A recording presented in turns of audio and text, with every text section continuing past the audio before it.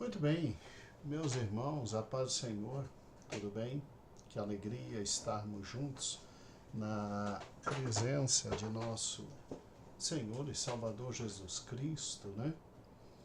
Hoje eu vou tocar um vespeiro brabo, terrivelmente difícil. A lição número 2 da nossa revista da Escola Bíblica Dominical, ela é pancadaria, né? Ela é pancadaria. O título é Estudo 2, Família e Temor a Deus. Atenção, mentira nunca se tornará verdade. Mentira nunca se tornará verdade. E o texto, né? O texto é bastante propício. O texto é um texto muito bonito ali de Provérbios. E quando você olha para Provérbios, capítulo 3, né?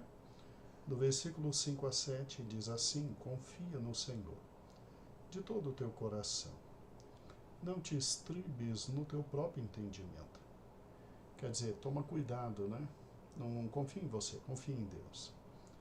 Reconhece em todos os teus caminhos, e Ele endireitará tuas veredas.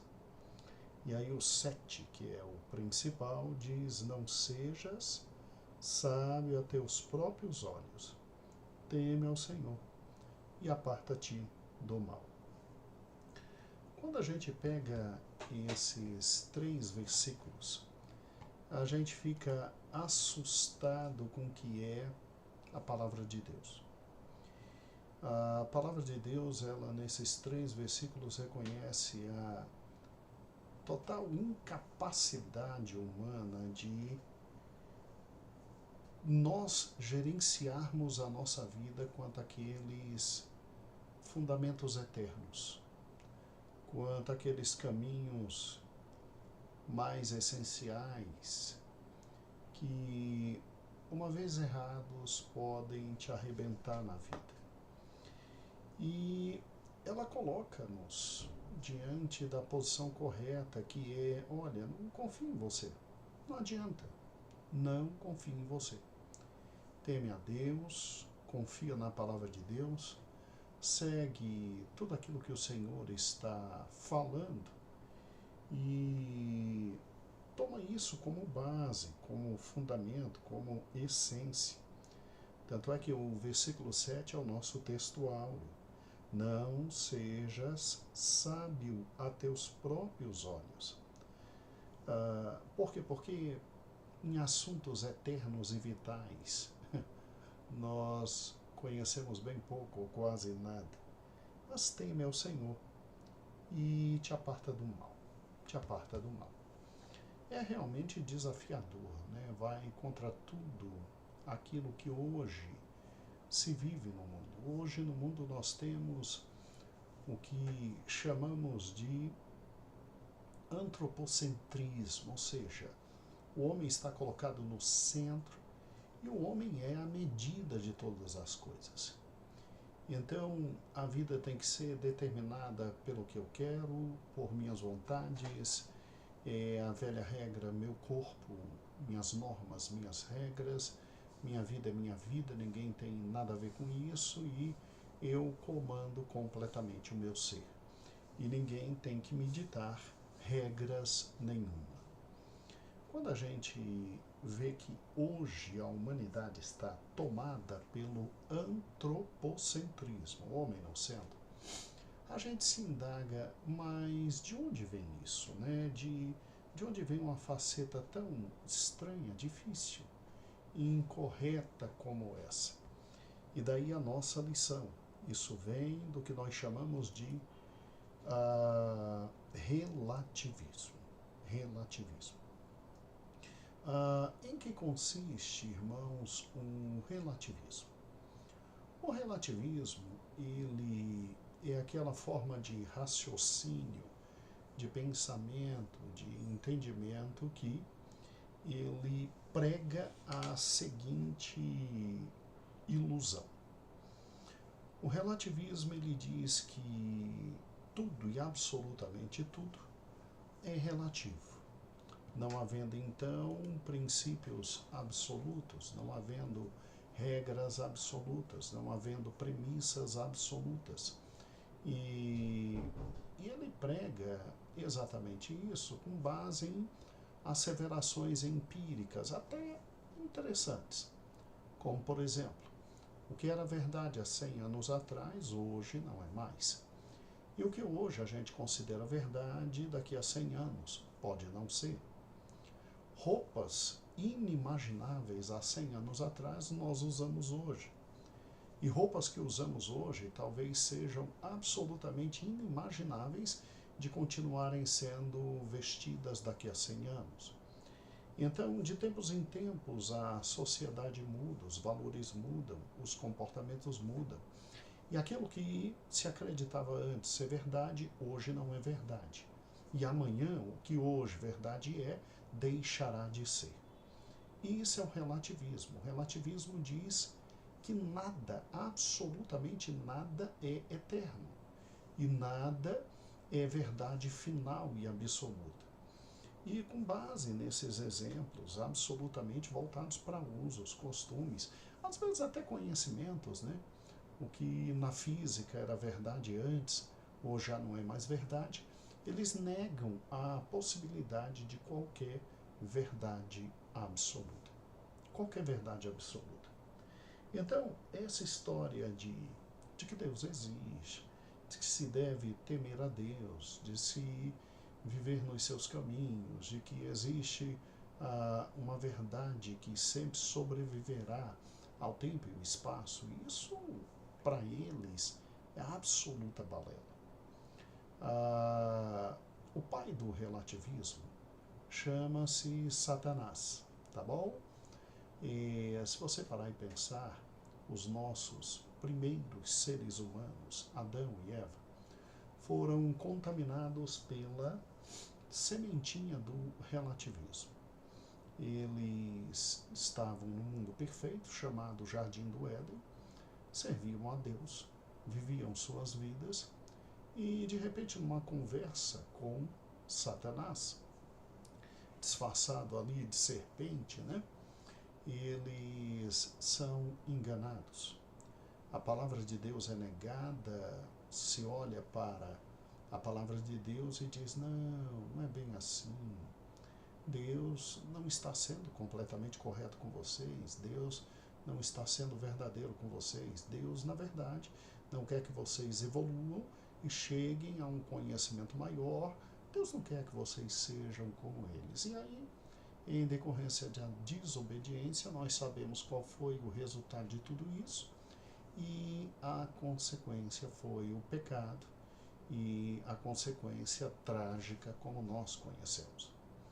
Então, desde o Jardim do Éden, o pai da mentira, que é o diabo, ele vem com o relativismo negando qualquer verdade absoluta, qualquer realidade absoluta, qualquer conhecimento absoluto, e vem pregando o que nós chamamos de relativismo.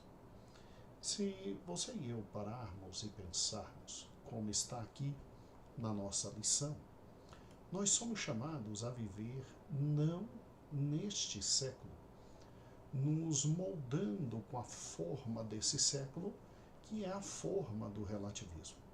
Nós somos chamados para crer que verdades eternas existem e que essas verdades são absolutamente possíveis em razão de Deus existir, e a vida que se deve levar diante da existência de Deus e de verdades definitivas existirem chama-se temer a Deus. Chama-se uma vida de temor a Deus. Então, o que é o temor a Deus? O temor a Deus é, em primeiro lugar, você entender e acreditar e discernir que Deus existe. O temor a Deus é, em segundo lugar, entender que Deus veio ao homem e se revelou ao homem. E como Deus é eterno, não tem princípio e fim, ele é aquilo que nós chamamos de a verdade. E se obviamente a verdade existe, ela está em Deus, um dos atributos de Deus é a verdade. Então, quando ele se relaciona conosco e se revela a nós, ele traz para nós o que nós chamamos de a verdade. E na medida em que a gente o escuta, o entende, discerne e passa a viver como ele nos ensina, nós estamos vivendo de acordo com a verdade. E isso para o mundo de hoje é a absoluta loucura. Por quê? Porque a pregação é o relativismo. A verdade não existe. A verdade é profundamente histórica, então ela vai mudando à medida que o tempo muda, não existindo então qualquer possibilidade de verdade eterna, verdade transcendente e verdade absoluta. Então, quem tem uma vida pautada no relativismo não vai crer em Deus e vai acreditar que a vida é só o aqui e o agora, e as verdades são as verdades desse tempo, não há verdade absoluta. E é óbvio que, partindo dessa premissa, vive num tempo histórico e não espera nada do amanhã e do depois. Mas nós que tememos ao Senhor, queremos viver uma vida digna da presença dele, e por ele ser a verdade, então, nós queremos viver uma vida de temor a Deus. Então, o que é o temor a Deus? O temor a Deus é o que colocamos aqui, na parte número 1. O temor a Deus, muito ao contrário do que normalmente se pensa. Está vendo aí no início da sua revista? Não pode ser traduzido pela ideia de terror. Não, não, não. Significa reverência, profundo respeito. Significa viver à medida que a revelação de Deus vai se estabelecendo, viver à altura desta revelação, crendo na revelação que Deus trouxe. E aí é óbvio, né? É óbvio que a primeira questão que se levanta é: mas pastor, é possível, porque Deus existiu, ninguém tem dúvida. A presença dele, ninguém tem dúvida, ele existe. E na medida que é Deus, sim, a verdade é um atributo dele, tal como a bondade, tal como o amor. Jesus, inclusive, ao se definir, ele diz: eu sou o caminho, eu sou a verdade, eu sou a vida, a verdade. Agora, tá, tudo bem, então verdade existe, verdade absoluta existe porque Deus existe. E com ele está a verdade absoluta. Mas é possível o ser humano conhecer esta verdade? Por nós, não. Se não houver da parte de Deus a paciente vontade de transmitir a nós a verdade, aí não tem como entender e discernir a verdade. Veja que isso acontece desde os primeiros netos de Adão e Eva. É só seguir a linhagem de Caim, você vai ver que é perfeitamente possível se afastar da verdade. Mas seguindo a linhagem de Sete, você vai ver que é perfeitamente possível caminhar junto com a verdade. Inclusive, alguns descendentes chegam a ter uma intimidade tão grande com Deus. Por exemplo, Deus leva para si Enoque. Tamanho o caminho que ele teve para com a verdade, andando com a verdade. Noé, no momento em que a humanidade estava completamente perdida, Noé é aquele remanescente que vive de acordo com a verdade. Então, sim, é possível. É possível o homem ter acesso à verdade, na medida em que Deus a revela para nós. E como foi a revelação da verdade de Deus? Vamos lá. A revelação da verdade de Deus é importante porque dela é que vem o temor a Deus. No Velho Testamento, Deus nos revelou a verdade, em primeiro lugar, por intermédio da lei. O que é a lei de Moisés? A lei de Moisés é Deus dizendo: olha, a verdade é essa. Vivam assim, que vocês viverão de acordo com a verdade. E foi tão importante esta lei porque com ela nós tivemos parâmetros fundamentais sobre o que é a verdade e o que é a mentira. Mas a lei é muito alta, né, pastor? Ela é muito exigente, a lei de Moisés. Está ali no Pentateuco, Gênesis, Êxodo, Levítico, Números, Deuteronômio. Principalmente em Deuteronômio, sim, mas todo o Velho Testamento está pautado nessa lei. Tanto é que os profetas repreendiam os reis com base nessa lei, porque nela estava a verdade. Por isso que lá no Novo Testamento a gente diz que a lei é justa, a lei é correta e a lei é boa. Agora nós temos que compreender algo que é fundamental, né? Era possível, pastor, alguém diante de Deus ser justo, já que não tinha como cumprir completamente a lei, daí porque Jesus veio e cumpriu a lei por nós? Sim, é possível alguém ser considerado como justo, cumprindo a lei. Não justo completamente, mas se você olhar para a vida dos pais de João Batista, o antecessor de Cristo, o arauto de Cristo, Zacarias e Isabel, no livro de Lucas, a Bíblia diz que eles eram justos. Eita, pastor, eles cumpriram toda a lei? Não, não tem como. Só Cristo cumpriu toda a lei. Mas eles cumpriram uma parte tão significativa da lei que eles puderam ser considerados diante de Deus justos. Lucas é um livro inspirado e foram considerados justos, né? Agora Cristo não, Cristo vem cumprir toda a lei para poder trazer a lei dele para nós, substituindo o Antigo Testamento pelo Novo Testamento. Então veja, o que era o temor a Deus no Velho Testamento? É o que está aqui na nossa primeira parte, aqui no comentário, parte 1, né? No Velho Testamento, o temor a Deus, primeiro parágrafo. Temer a Deus significa praticar, conhecer a lei mosaica. Praticar, conhecer a lei mosaica. Em razão de que? Profundo respeito ao legislador. Então, os pais, né, de João Batista conheciam a lei e praticavam, em razão do profundo respeito, reverência ao legislador, que era o próprio Deus. Agora, vamos lá. Aí vem Cristo. Quando Cristo vem, é óbvio que Cristo, ele nos traz a verdade por completo. A verdade no Velho Testamento, ela foi parcial, mas com Cristo a verdade é completa, aberta, escancarada. E aí Cristo vem como Deus entre nós para nos fazer conhecer profundamente a verdade. E aí é óbvio que nós temos, a partir desse momento, o temor a Deus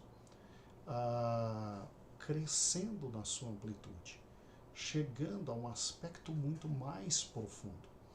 Porque é como está aqui, com o Novo Testamento e a vinda do Messias. O temor a Deus traz a noção de vida de santidade em razão do seu grande amor. E então os homens passam a temer a Deus em razão de serem cheios do amor de Deus. É a resposta de um coração regenerado, grato, feliz, inebriado pela graça e pela justiça que a nós foi imputada por Cristo. Mesmo que a lei de Cristo seja extremamente mais exigente que a lei do Velho Testamento, mesmo que o Evangelho seja extremamente mais exigente que o Velho Testamento, porque o Novo Testamento, ele exige um temor a Deus muito mais profundo. No Novo Testamento, o temor a Deus não é como no Velho, de realizar atos. Não, o temor a Deus vai dentro do coração e investiga a questão da alma, do nosso homem interior. Então, mesmo que no Novo Testamento o temor a Deus seja uma exigência muito mais, um caminho muito mais profundo e complexo, você e eu temos que entender que Jesus no Calvário, ele nos libertou das amarras do pecado. Nós não somos mais escravos do pecado. No Calvário, o Senhor levou sobre si todas as nossas iniquidades, nos dando então a oportunidade de, agora, à luz do Novo Testamento, pecar se nós quisermos. O homem, antes de aceitar Jesus, ele é escravo do pecado, ele não consegue deixar de pecar. Mas depois que ele aceita Jesus, ele é livre. E o pecado não mais o controla, o pecado é um acidente na vida da gente. Mas pastor, temos um poder maior que os nossos irmãos no Velho Testamento, mas as exigências são maiores, sim, eu sei disso. Mas para exigências maiores, Deus nos dá aquilo que nós podemos chamar de maiores recursos e possibilidades. É por isso que Jesus, depois de aprofundar a questão do temor a Deus, dizendo, olha, pecado não é só quando você se deita com uma mulher e prostitui, não. Pecado é quando você já olha para uma mulher com desejo pecaminoso, uma mulher que não é a sua. Meu Deus, pastor, então não é possível temor a Deus nos dias de hoje. É, lógico que é. Primeiro porque Jesus já nos livrou das amarras da escravidão do pecado.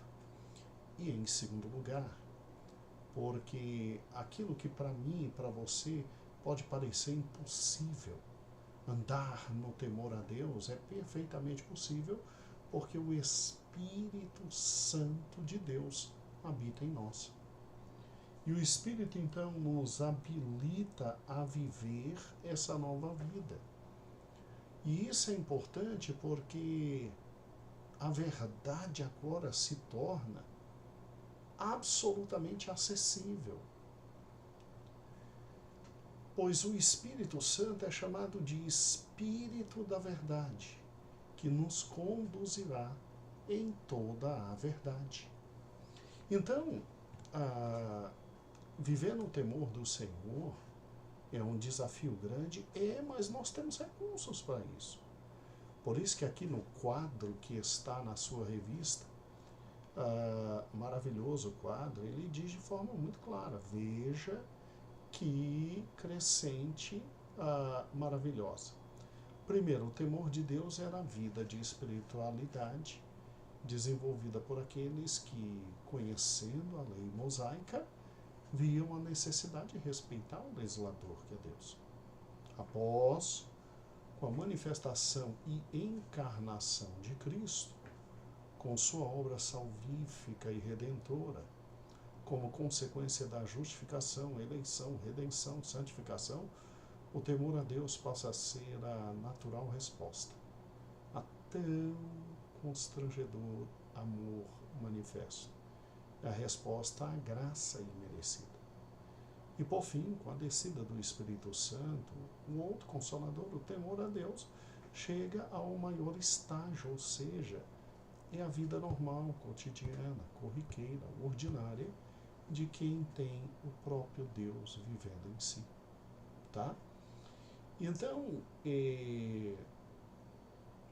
a verdade existe. A verdade é quem? É Cristo.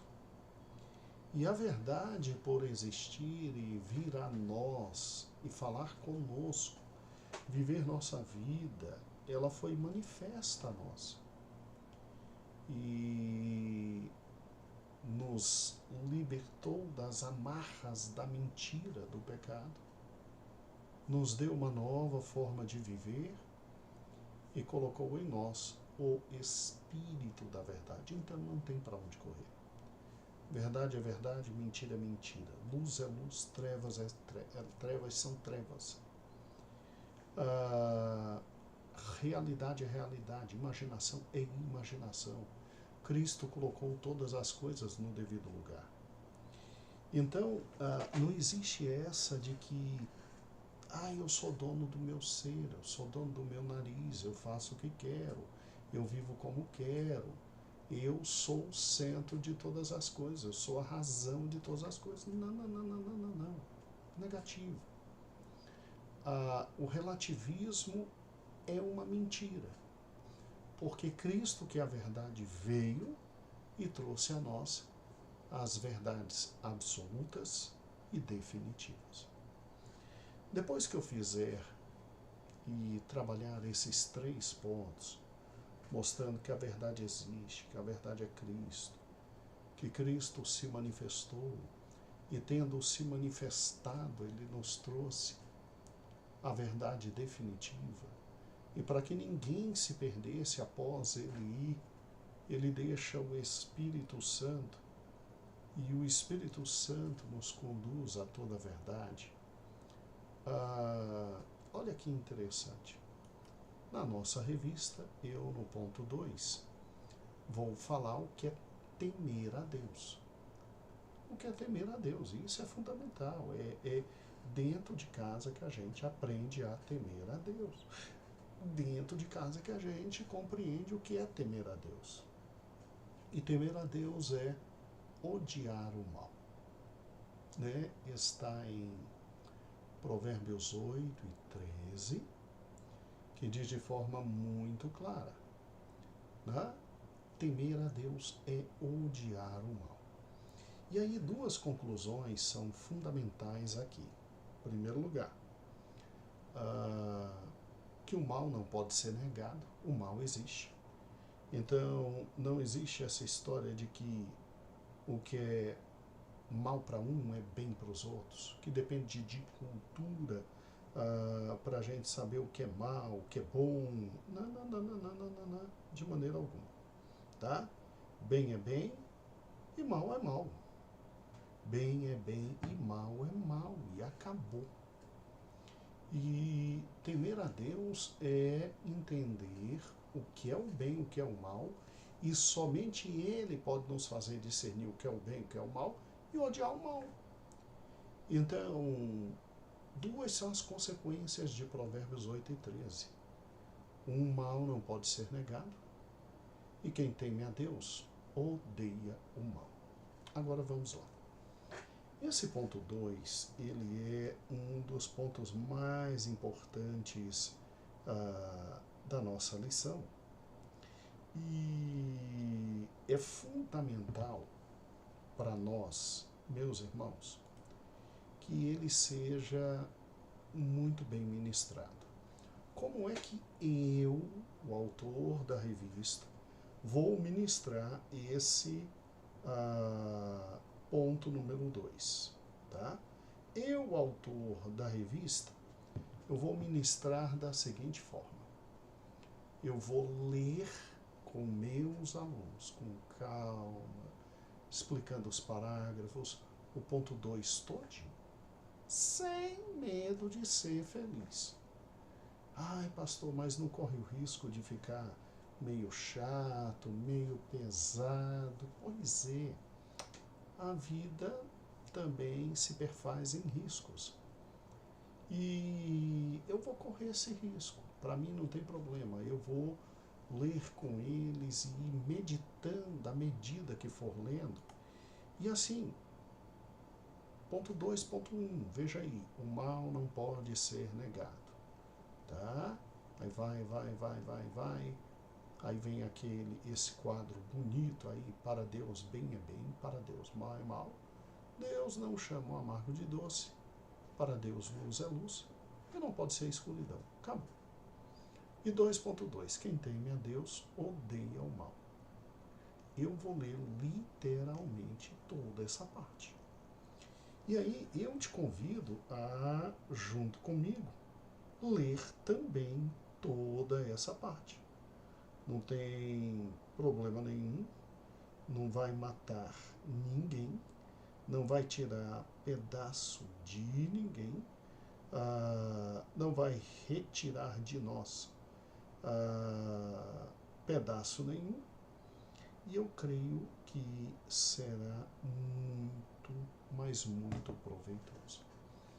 Porque aqui está o ponto central da lição, aqui está o eixo da lição.